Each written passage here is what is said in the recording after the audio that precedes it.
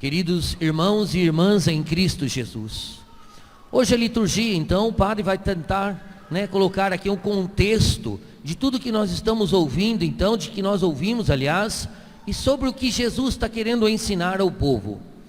Vamos lá, peguemos. Eram aqueles homens instruídos pela lei, pela lei da religião, e queriam, que não acreditavam em Jesus Cristo como Salvador, eles não aceitavam. Então eles eram tidos como fariseus, e junto com algumas pessoas do partido de Herodes. Herodes, então, é aqueles que apoiavam o Império Romano, que estava sobre a pessoa do imperador César. E então eles bolaram um plano para pegar Jesus numa armadilha, para que dali pudessem levar Jesus para a prisão. E aí então eles vão até eles e perguntam. Primeiro eles dão aquela massageada no ego de Jesus, achando que Jesus ia cair nisso. E ainda diz, olha, você não julga como os homens, você não vê as aparências, você não se deixa influenciar. Quando eles falam isso, eles estão associando Jesus a Deus, porque no Antigo Testamento eles fazem essa alusão a Deus. O profeta Isaías vai dizer: Deus não julga como os homens, Deus não vê as aparências, Deus vê o coração. Então eles usam essas palavras para falar de Jesus. Mas você acredita que eles estão achando que vão enganar Jesus? Jesus percebe a maldade, porque Jesus realmente vê o coração, Ele é Deus. E aí então vamos chamar aqueles homens hipócritas, falsos. Vocês estão aqui não para me ajudar, não que vocês respeitam a mim como Deus, mas vocês estão aqui para me enganar, me colocar numa armadilha. E olha só a armadilha, gente. Eles falam que se é lícito ou não pagar imposto a César. E aí a gente vai todo ao contexto para vocês entenderem isso. Naquele tempo, pagar imposto a César era uma humilhação para os judeus, porque César era tido como divino. César era um imperador, sim, mas ele queria ser adorado, ele não queria ser só respeitado, ele se achava Deus, César. E aí então fazia com que os judeus tivessem que adorar a César, mas os judeus não faziam isso, não faziam, e tanto que a moeda de César não entrava no templo. O templo dos judeus, o templo do povo de Israel, não se permitia ter adoração, a idolatria à imagem de César. E aí então, qual que era o plano deles? Então se ele falar que é lícito pagar imposto a César, como os judeus não queriam pagar imposto a César porque César não era Deus, Jesus então cairia numa contradição com os judeus, porque a maior parte dos judeus estavam amando Jesus, estavam aceitando Jesus. A maior parte, a minoria, que eram os poderes religiosos, não queriam, mas a maioria do povo gostava de Jesus. E se Jesus falasse então que era lícito pagar imposto, Jesus cairia então o povo não ia gostar mais de Jesus. Se ele falasse, eu então já tinha estava tudo certo para pegar Jesus. Se ele fala, os judeus já acusava Jesus religiosamente. E aí tinha alguns do partido de Herodes lá também.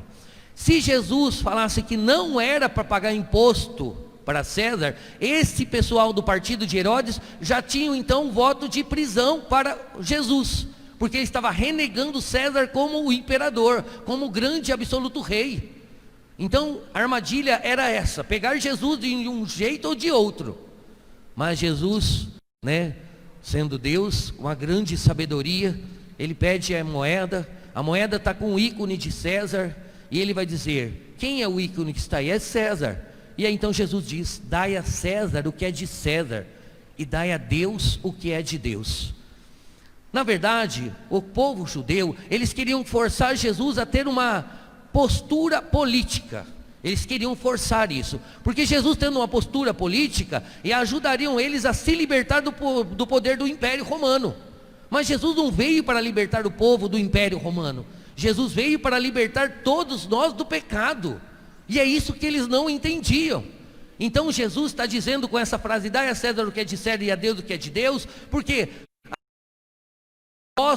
viver as leis dos homens pode prender o corpo, mas ele nunca vai prender a alma. E o que nós temos que dar a Deus? O que é de Deus? A nossa vida, a nossa alma é de Deus. E a nossa alma, então, ela não pode ser aprisionada. Pode até fazer mal com o nosso corpo, perseguindo a gente, né, querendo nos humilhar, às vezes até matando, como muitos mártires da igreja, santos da igreja morreram para defender a fé. Mas eles não são capazes de aprisionar a alma. E a alma, a gente nunca pode renegar a nossa fé. Não podemos renegar a nossa fé. Então nós somos de Deus. Nós temos que dar a Deus o que é dele.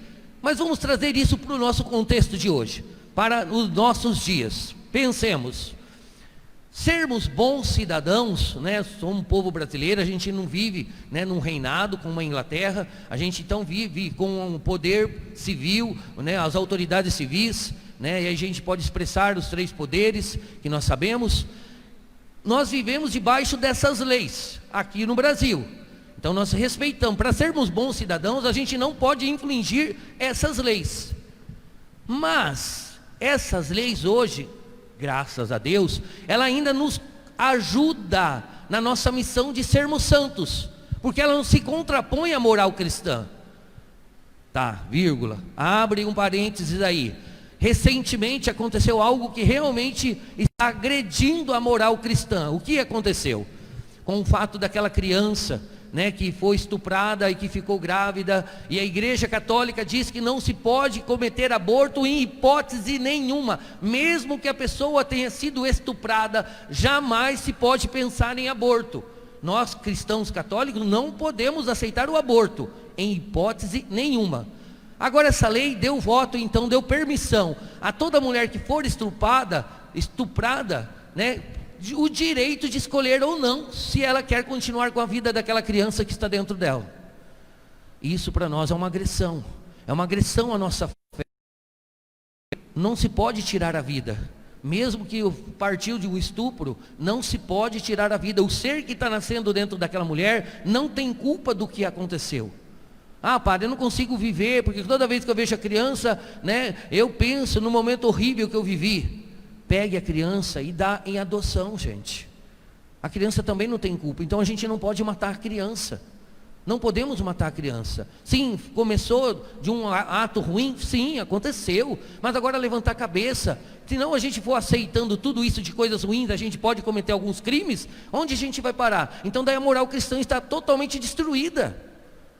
Gente, então o que é que Jesus está dizendo para nós hoje? Nós temos que ser bons cidadãos, vivemos debaixo das nossas leis, obedeçamos às nossas leis, mas desde que essas leis não contrapõem os nossos ensinamentos. O grande problema de hoje, de toda a igreja que nós estamos vivendo, é que os pais católicos não ensinam para os seus filhos a moral cristã. E aí o que acontece? Dentro de casa não se educa mais, não se ensina a moral, não se ensina as coisas de Deus. E quando a criança é levada para a escola, há pouco tempo atrás, graças a Deus nesse governo, isso foi abolido. Mas há pouco tempo atrás eles queriam fazer uma influência, né, como que é o nome, gente? Sobre a homossexualidade. Para esqueceu da palavra, mas queriam com aquelas cartilhas dizer que a criança, ela não pode assumir um sexo, ela só vai assumir esse sexo quando ela tiver mais, né, com idade adulta. Então a criança e o menino ou a menina é a mesma coisa, não pode se mais identificar cores para ele. O homem é azul, a mulher é rosa, não se pode mais. Nas cartilhas estavam ensinando isso. Então no governo passado, isso, você não educa seu filho sobre as coisas de Deus. Aí ele vai para a escola e na escola estão educando, não estão ensinando, educando os nossos filhos. Só que diante de uma coisa que é totalmente contrária à nossa fé. Ideologia de gênero, né, o nome que o padre estava buscando. Gente, isso não é permitido. Né, o que eles querem? Querem lutar que homem e mulher vivam no mesmo banheiro. Quando tiver banheiros públicos, não tem mais o banheiro de homem ou o banheiro de mulher. Todo mundo vai no mesmo banheiro. A cada absurdo. E às vezes a gente estava deixando isso acontecer. Estavam ensinando as crianças da escola e os pais nem sabendo do que estava acontecendo. Aonde isso pode parar, gente? Claro que vai parar numa revolta quando a criança crescer, porque não vai se condiz mais diante da fé cristã, e os pais vão ficar para trás achando que essas crianças, aprendendo dessa forma, são as pessoas modernas. E os pais são do passado, acreditando na religião. E aí, cadê a educação que nós damos para os nossos filhos? Então sim, a escola tem o direito de ensinar, mas não de educar. A educar é pai e mãe. Mãe e pai educa. Aí você pode educar seus filhos na fé, naquilo que você acredita. Então dá a César o que é de César. O que é de César? Diante dessa questão, diante disso, César, eu levo meu filho para a escola para ele aprender as coisas e ser ensinadas. Não quero que o meu filho seja educado para esse tipo de... Não quero. Esse é um direito que os pais têm. E os pais então ensinam a sua fé para os seus filhos. Quantas crianças, gente, jovens, entrando em suas faculdades, e vocês vão falar isso para mim. Seu filho entrou cristão, vai na missa todo, sempre, saiu da faculdade, aparece na igreja, mas... E por que não aparece, gente? Porque na faculdade estão educando o seu filho, não está mais ensinando, está educando. E você não é capaz de voltar atrás. Ou a educação é essa que eu dei, não essa que essa faculdade está querendo te dar. Então não é direito do poder público, não é direito do poder civil educar, e sim ensinar. Dai a César o que é de César. A César, sim, leva o meu filho para ser um bom cidadão. Levo o meu filho para a escola para ser ensinado sobre geografia, sobre português, sobre matemática. Mas eu não quero que ele seja educado nessa ideologia de gênero. Não quero que ele seja educado nessa linha de aborto. Quero que ele seja educado em outras coisas que contradiz a nossa fé. Então nós precisamos abrir o nosso olho diante dessa perspectiva. Porque muitas vezes a gente está querendo falar, dar a Deus o que é de Deus.